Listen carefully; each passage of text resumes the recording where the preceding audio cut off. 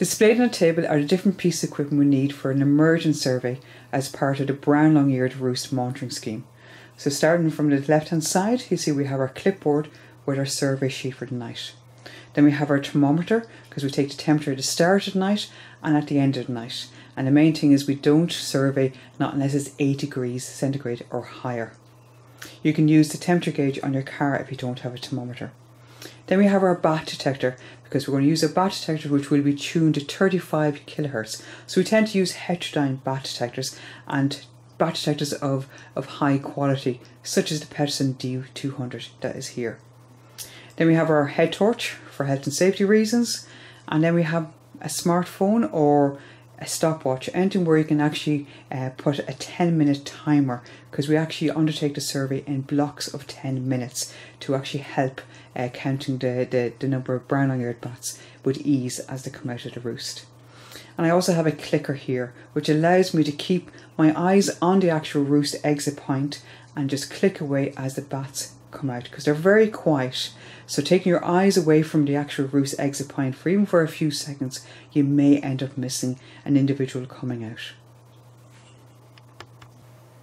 We're going to fill out the survey form as much as possible before we head out and start our actual survey.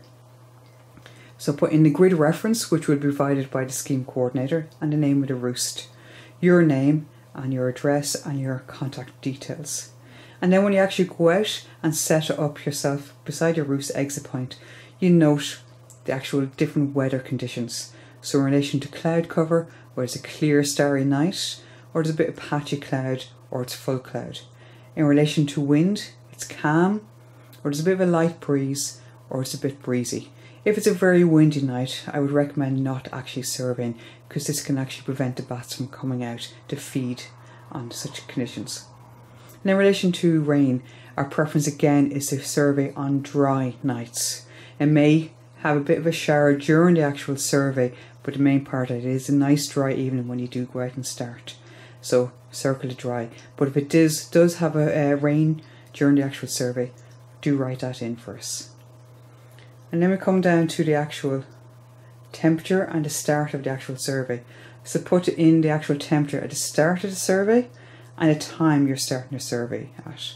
So the time you start the survey is determined by the actual date you're doing your survey. So you will be provided with the sunset times for different areas across the country and for different dates throughout the actual survey period. So you take your area and the date you're going to survey on and look at the sunset time, and you add 20 minutes to that, and that's your start time. So please note your start time in the box. And then you'll see there is a yellow box called time first bat emerged.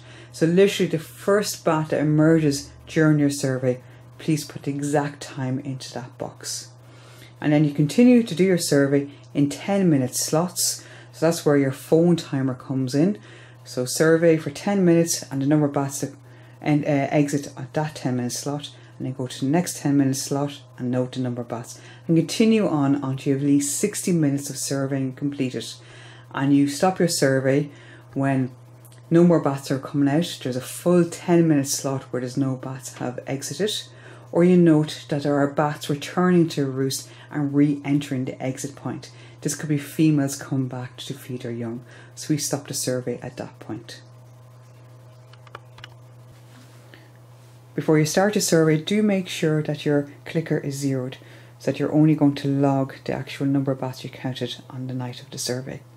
And in relation to your bat detector, you're tuning it to 35 kilohertz. Now as you can see on the dial, it's flicking back and forth, but you're not going to get exactly 35, but around 35 kilohertz is perfect. And the reason why we use this frequency is literally allows us to focus on the very quiet, dry, crackling noises that are typical of brown long-eared bats as the sound on a heterodyne bat detector. And at this frequency, it gets rid of the interference from some of the other bat species that are likely to be flying around in the area that you're actually surveying, such as pipistrelles.